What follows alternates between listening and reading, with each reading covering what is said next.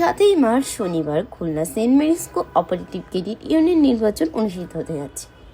নির্বাচনকে কেন্দ্র করে প্রতিদিনের মনেই চলছে কিন্তু টান উত্তেজনা। যোগ্য প্রার্থী খুঁজতে সদস্যদের মনে লেগেছে কিন্তু উৎসবের দোলা। বিস্তারিত থাকছে ভিডিওতে।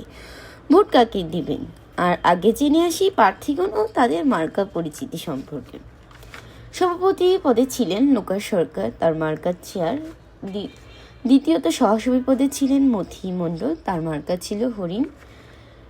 সম্পাদক পদে ছিলেন রিপন গাইন, তার মার্কা ছিল দেয়াল ঘড়ি। কোষ্ঠদক্ষ পদে ছিলেন মিঠুন রায়, তার মার্কা ছিল টেলিফোন।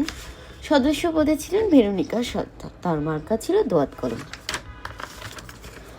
ফ্রান্সিস দাস, তাদের বিপরীতে ছিল ফ্রান্সিস দাস সভাপতি, তার মার্কা ছিল ফুটবল। উত্তম মণ্ডল সভাপতি ছিল বই। দুলাল চন্দ্র মণ্ডল কোষ্ঠদক্ষ, তার মার্কা ছিল সাইকেল।